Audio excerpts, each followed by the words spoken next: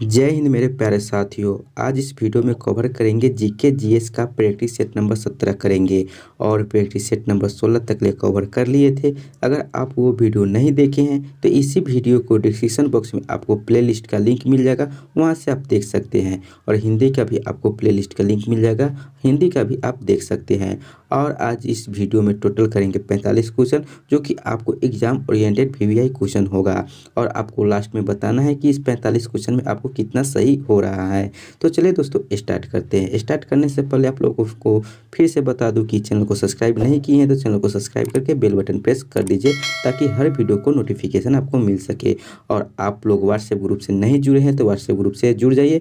इसी वीडियो को description box में आपको डायरेक्ट लिंक दिया है, वहाँ पर क्लिक करके आप व्हाट्सएप से जुड़ सकते हैं, या हमारे व्हाट्सएप नंबर पर आप मैसेज कीजिएगा, वहाँ से आप व्हाट्सएप में जोड़ दिया जाएगा, जो कि व्हाट्सएप नंबर है 7352487318, यानी 7352487318। ये मेरा व्हाट्सएप नंबर है। इस पर आप स्टडी मटेरियल और आपको प्रैक्टिस सेट का आपको पीडीएफ मिलता है। तो चलिए दोस्तों स्टार्ट करते हैं इस वीडियो को। और वीडियो को स्टार्ट करने से पहले कह दे फिर से कि आप लोग शेयर नहीं किए तो दोस्तों को भी शेयर कर दीजिए और वीडियो को लाइक कर दीजिए। क्वेश्चन नंबर 1 से स्टार्ट करते हैं। क्वेश्चन नंबर 1 में दिया हुआ है कि निम्नलिखित में से सलाल जल परियोजना किस नदी पर अवस्थित है। तो ये जो सलाल जल परियोजना की बात किया जाए तो यह चिनाब नदी पर अवस्थित है। जो ऑप्शन नंबर बी में दिया हुआ है चिनाब नदी, इसी नदी पर आपको सलाल जल परियोजना अवस्थित है। तो इसका right answer option number B हो जाएगा। अगला क्वेश्चन है क्वेश्चन नंबर 2। क्वेश्चन नंबर 2 करने से पहले आप लोगों को फिर से बता दूं कि आपको जिस क्वेश्चन का आपको आंसर आ रहा है उसी समय आपको वीडियो को रोक करके आप कमेंट में आंसर कर सकते हैं।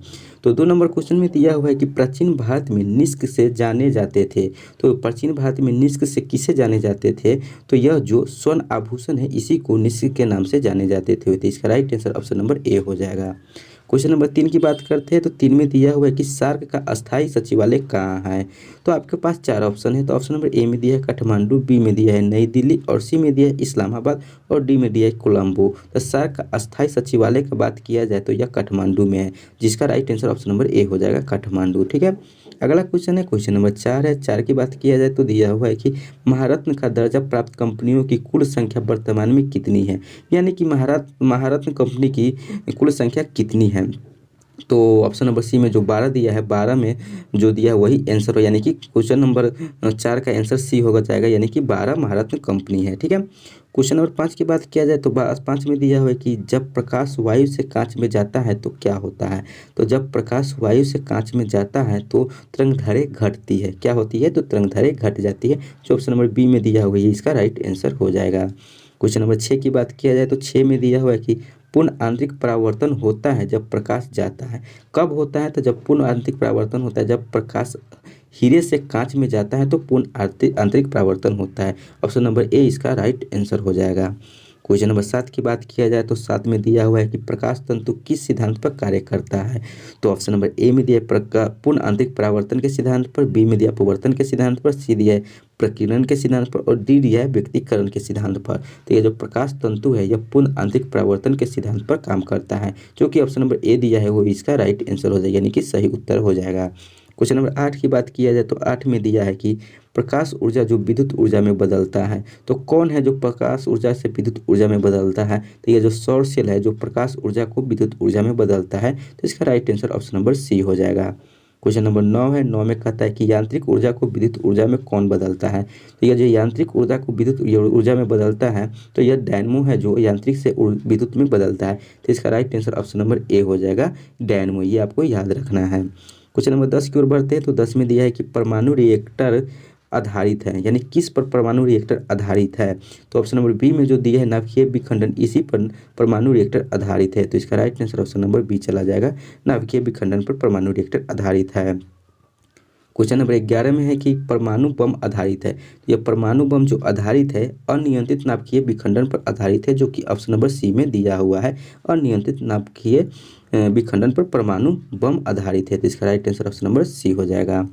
क्वेश्चन नंबर 12 की बात किया जाए तो 12 में दिया है कि हाइड्रोजन बम आधारित है। तो हाइड्रोजन बम किस पर आधारित है। तो ऑप्शन नंबर बी में दिया है कि नाभिकीय संलयन, इसी पे आधारित हाइड्रोजन बम है। तो इसका right answer option number B हो जाएगा, नाभिकीय संलयन पर हाइड्रोजन बम आधारित है। बात करते हैं क्वेश्चन नंबर 13 को। तो 13 में दिया है कि पॉजिट्रॉन का खोज किसने किया। तो पोजिट्रॉन है इसका खोज जो एंडरसन है इन्हीं ने किया। जो ऑप्शन नंबर सी दिया हुआ है ये इसका राइट आंसर हो जाएगा, यानी कि पोजिट्रॉन की खोज एंडरसन ने की है। ये आपको याद रखना है। क्वेश्चन नंबर 14 की बात किया जाए तो 14 में दिया हुआ है कि निम्न में सर्वाधिक परिस्थिति अनुकूल ईंधन कौन है। तो ऑप्शन नंबर ए में दिया है कोयला, बी में दिया है पेट्रोल, सी में दिया है हाइड्रोजन और डी में दिया है डीजल। तो यह जो सर्वाधिक परिस्थिति अनुकूल ईंधन की बात किया जाता है हाइड्रोजन है, जो कि ऑप्शन नंबर सी में दिया है, ये इसका राइट आंसर हो जाएगा option number C hydrogen. Question number 15 है। 15 में कह रहा है कि निम्नलिखित में से रिहंद बांध परियोजना किस राज्य में अवस्थित है। ऑप्शन नंबर ए में मध्य प्रदेश, बी में राजस्थान, सी में उत्तर प्रदेश और डी में हरियाणा। तो यह जो रिहंद बांध परियोजना है यह उत्तर प्रदेश राज्य में अवस्थित है, तो इसका right answer option number C हो जाएगा उत्तर प्रदेश। क्वेश्चन नंबर 16 की बात किया जाए तो 16 में दिया हुआ है कि किस युद्ध से भारत में मुगल राज्य की नींव पड़ी। तो यह जो पानीपत का प्रथम युद्ध था उसी से भारत में मुगल राज्य की नींव पड़ी, तो इसका right answer option number B हो जाएगा पानीपत की प्रथम युद्ध। क्वेश्चन नंबर 17 की बात किया जाए तो 17 में कह रहा है कि इकोलॉजी पारिस्थितिकी शब्द का सर्वप्रथम प्रयोग किसने किया। तो यह जो इकोलॉजी पारिस्थितिकी तंत्र है इस शब्द का जो सर्वप्रथम प्रयोग किया तो यह जो ट्रांसले ने किया। जो ऑप्शन नंबर बी दिया हुआ है ये इसका राइट आंसर हो जाएगा, ट्रांसले ने इकोलॉजी पारिस्थितिकी शब्द का सर्वप्रथम प्रयोग किया था, तो इसका right answer option number B है ट्रांसले। तो ये आपको याद रखना है। क्वेश्चन नंबर 18 की बात किया जाए तो 18 में दिया है कि न्याय दर्शन को प्रचारित किया था। तो यह जो न्याय दर्शन को जो प्रचारित किया था तो यह गौतम ने किया था, जो कि ऑप्शन नंबर बी दिया हुआ ये इसका राइट आंसर हो जाएगा, यानी कि सही उत्तर हो जाएगा। क्वेश्चन नंबर 19 की बात किया जाए तो 19 में कह रहा है कि भारत में सर्वाधिक अभ्रक का उत्पादन कहाँ होता है। तो यह जो भारत में जो सर्वाधिक अभ्रक का उत्पादन किस राज्य में होता है तो वह राज्य झारखंड है। झारखंड में सबसे ज़्यादा अभ्रक का उत्पादन होता है, तो इसका right answer option number B हो जाएगा झारखंड। क्वेश्चन नंबर 20 की बात किया जाए तो 20 में कह रहा है कि निम्न में से कौन गुलरुखी के उपनाम से कविताएं लिखा करता था। तो यह जो गुलरुखी के उपनाम से कविताएं लिखा करता था तो वह सिकंदर लोदी था। जो ऑप्शन नंबर ए दिया हुआ है सिकंदर लोदी, ये इसका राइट आंसर हो जाएगा। क्वेश्चन नंबर 21 है। 21 में कह रहा है कि नागा अर्जुन सागर बांध किस राज्य में स्थित है। तो यह जो नागा अर्जुन सागर बांध जो है यह आंध्र प्रदेश में अवस्थित है, जो कि ऑप्शन नंबर ए इसका राइट आंसर हो जाएगा। क्वेश्चन नंबर 22 की बात किया जाए तो 22 में कह रहा है कि किसके समय में मलिक मोहम्मद जायसी ने पद्मावत की रचना की। तो यह जो मलिक मोहम्मद जायसी ने पद्मावत की रचना की तो वह शेर शाह के समय में की। जो ऑप्शन नंबर बी में दिया है शेर शाह, ये इसका राइट आंसर हो जाएगा। क्वेश्चन नंबर 23 की बात किया जाए तो 23 में कह रहा है कि वन के पारिस्थितिकी तंत्र में कवक को किस समूह में सम्मिलित किया जाता है। तो यह जो वन के पारिस्थितिकी तंत्र में कवक को जो अपघटनकर्ता में यह सम्मिलित किया जाता है, तो ऑप्शन नंबर डी इसका राइट आंसर हो जाएगा।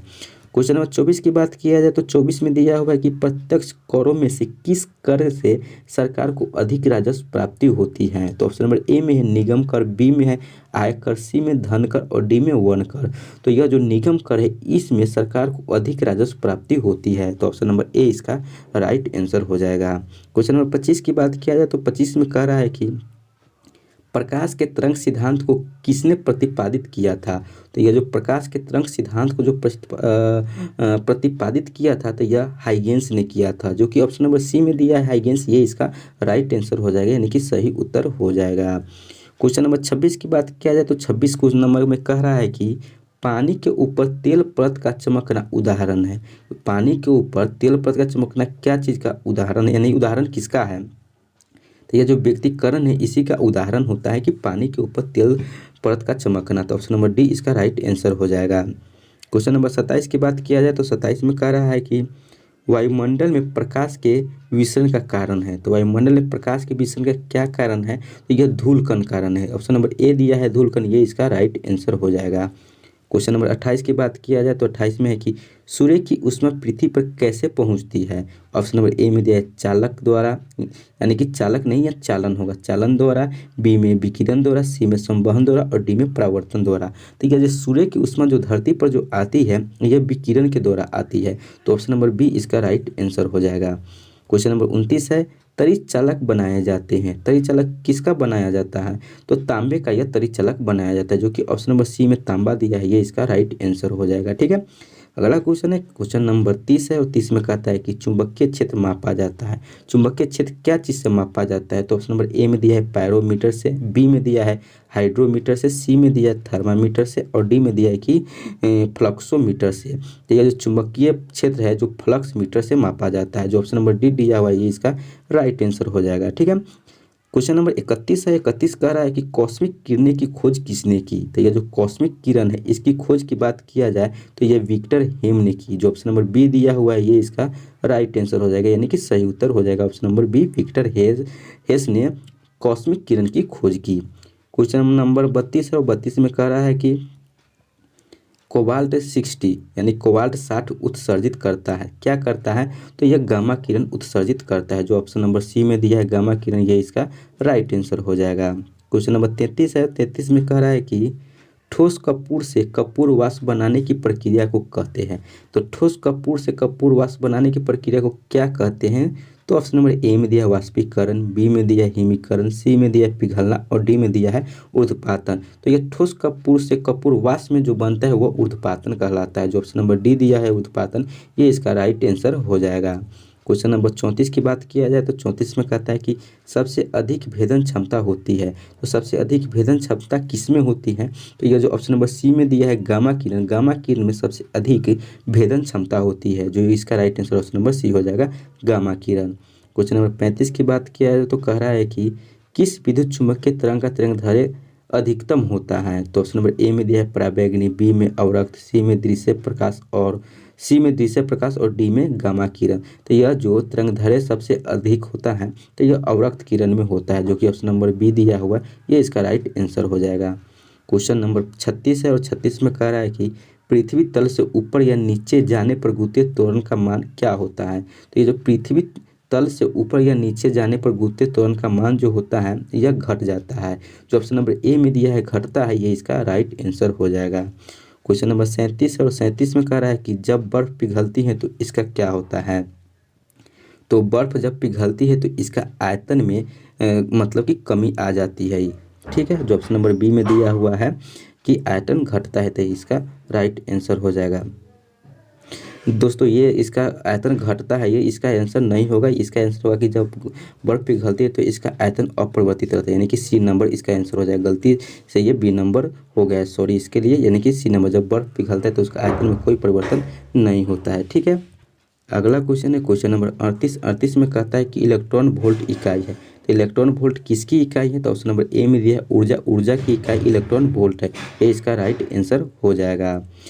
क्वेश्चन नंबर 39 की बात किया जाए तो 39 में दिया हुआ है कि शुंग वंश का अंतिम शासक कौन था? तो यह जो शुंग वंश है इसका अंतिम शासक की बात किया जाए तो यह था देवभूति था। तो इसका राइट आंसर होगा ऑप्शन नंबर डी, देवभूति। ठीक है, अगला क्वेश्चन है क्वेश्चन नंबर 40 है और 40 का क्वेश्चन है कि भारत का सबसे गहरा बंदरगाह कौन सा है? तो भारत का सबसे गहरा बंदरगाह की बात किया जाती है कौन है? तो विशाखापट्टनम है। जो ऑप्शन नंबर बी दिया हुआ है ये इसका राइट आंसर हो जाएगा। क्वेश्चन नंबर 41 की बात किया जाए तो 41 में दिया हुआ है कि गुप्त साम्राज्य का वास्तविक संस्थापक कौन था? तो यह चंद्रगुप्त प्रथम था। ठीक है, इसका राइट आंसर हो जाएगा ऑप्शन नंबर 20, चंद्रगुप्त प्रथम। क्वेश्चन नंबर 42 की बात किया जाए तो 42 में दिया हुआ है कि पानी का सर्वाधिक घनत्व तापमान कितना होता है? तो ये जो पानी का सर्वाधिक घनत्व तापमान की बात किया जाए तो 4 डिग्री सेल्सियस होता है, जो कि ऑप्शन नंबर बी इसका राइट आंसर हो जाएगा। क्वेश्चन नंबर 43 है। 43 में दिया हुआ है कि शरीर की सबसे लंबी कोशिका कौन सी है? तो शरीर की सबसे लंबी कोशिका की बात किया जाए तो तंत्रिका तंत्र है, जो कि ऑप्शन नंबर ए में दिया हुआ है, ये इसका राइट आंसर हो जाएगा। क्वेश्चन नंबर 44 है। 44 में कह रहा है कि शहद में मुख्य रूप से क्या पाया जाता है? तो शहद में मुख्य रूप से फ्रक्टोज पाया जाता है, जो कि ऑप्शन नंबर सी दिया हुआ है, ये इसका राइट आंसर हो जाएगा। क्वेश्चन नंबर 45 और 45 में दिया हुआ है कि, और ये आज सेट 17 नंबर का लास्ट क्वेश्चन है। तो 45 नंबर क्वेश्चन में है कि प्लासी युद्ध में अंग्रेजों ने बंगाल के किस नवाब को हराया था? तो यह हराया था सिराजुद्दौला को हराया था, जो कि ऑप्शन नंबर बी में दिया है सिराजुद्दौला, ये इसका राइट आंसर हो जाएगा। तो दोस्तों ये था आपको प्रैक्टिस सेट नंबर यानी जीके जीएस का प्रैक्टिस सेट नंबर 17 का टोटल 45 क्वेश्चन। आप लोग बताइएगा कि इस 45 में आपको कितना सही हो रहा है और कितना गलत हुआ है, तो अपना स्कोर जरूर शेयर कीजिएगा। दोस्तों आपको ये वीडियो कैसा लगा कमेंट बॉक्स में ज़रूर बताइएगा, और वीडियो को लाइक नहीं किए तो लाइक कर दीजिए और दोस्तों के साथ शेयर भी कर दीजिए, और चैनल को अभी तक सब्सक्राइब नहीं किए तो चैनल को सब्सक्राइब करके बेल बटन प्रेस कर दीजिए, और व्हाट्सएप ग्रुप से नहीं जुड़े तो व्हाट्सएप ग्रुप से जुड़ जाइए, जो कि व्हाट्सएप नंबर है 7352487318, यानी कि 7352487318, यह मेरा व्हाट्सएप नंबर है। वहाँ पे मैसेज कीजिएगा, आपको व्हाट्सएप ग्रुप में जोड़ दिया जाएगा। चलिए दोस्तों, फिर मिलेंगे अगले वीडियो में अगले टॉपिक के साथ, अगले प्रीसेट के साथ। तब तक के लिए जय हिंद, जय भारत।